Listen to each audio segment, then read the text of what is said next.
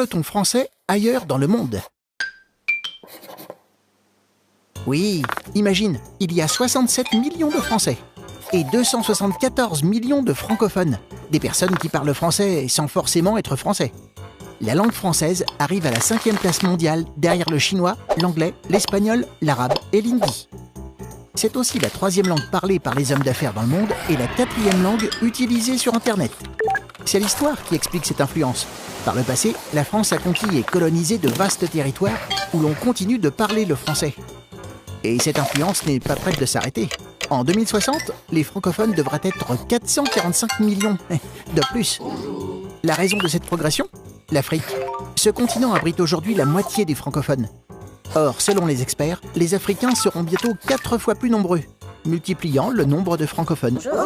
Le français deviendrait alors l'une des toutes premières langues parlées dans le monde. C'est une bonne nouvelle pour la France, car une langue ne sert pas seulement à communiquer, elle transmet aussi les valeurs et la culture du pays où elle est née. C'est également bon pour les affaires, car plus on parle le français dans un pays, plus on y vend de produits français. Mais attention à ne pas gâcher cette chance, car le français subit de plus en plus la concurrence d'autres langues. Alors, que faire? Développer l'apprentissage du français en ouvrant des écoles à l'étranger? Ou encore soutenir les médias francophones, qui font entendre notre langue partout dans le monde? Tu te poses des questions? Nous, on y répond.